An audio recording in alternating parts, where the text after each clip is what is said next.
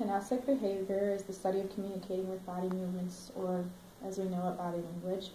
Nodding your head or tilting it, if your eyes widen or squint, and the direction of your gaze often changes between the beginning and end of a sentence, or if a topic changes in difficulty, or you're responding to the interactant's behavior.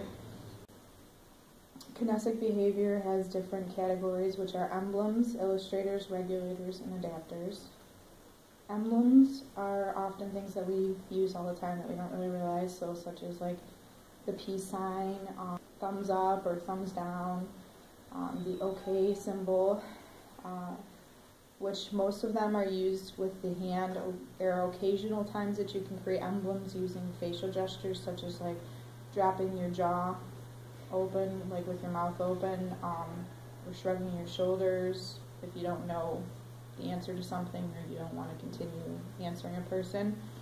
These nonverbal acts have very specific meanings, and they can differ from culture to culture. So Americans, we typically have less than 100 emblems that we use, whereas Israelis can have anywhere from 250 or more. Some examples would be like in the American culture, if we nod our head forward, it's typically a sign of approval or agreement with something, whereas a lot of other cultures will express it differently. However, there are times, such as like an example would be that Americans and Colombians, they do use a lot of similar emblems, such as nodding the head, so it's for agreement. They'll shake their fists in anger. They do hand waving for goodbye, and they'll use a thumbs down to display disapproval. Illustrators are nonverbal behaviors that accompany speech and serve to clarify or emphasize what is being said. So some examples of that would be like pointing to an object to indicate its location. So if I said my purse is over there, something like that.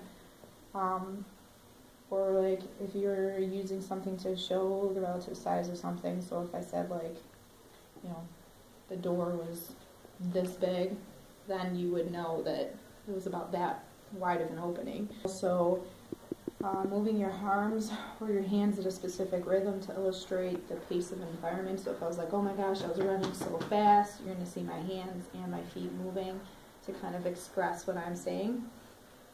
Those are illustrators.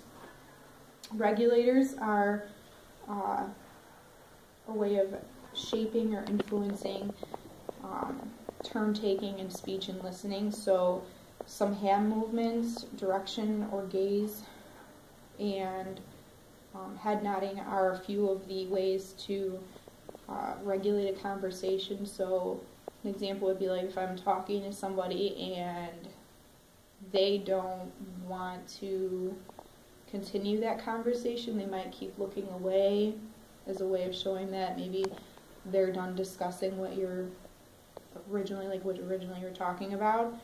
Or I don't know, I'm trying to think of another example. Go with that.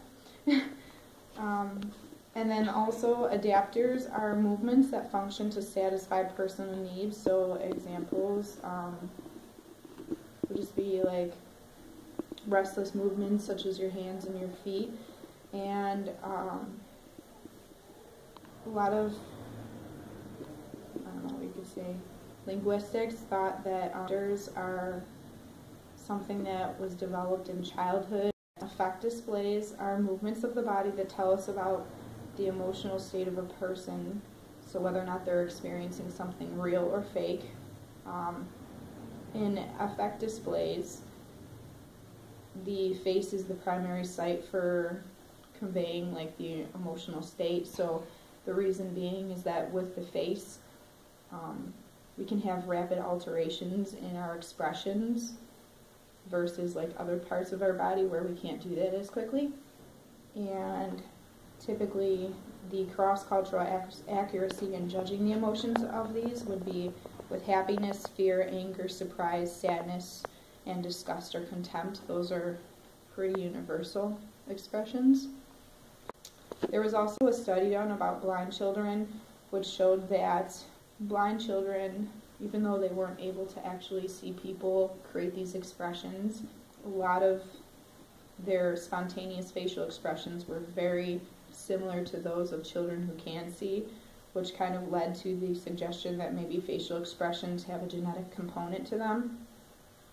Facial emblems seem to have a dictionary definition, so meaning that they're easily read. So typically, like, example of that would be like if somebody smiles, you're going to know they're happy. Let's see. And then lastly, the eyes. Mutual gazes can occur between people when they're looking at each other.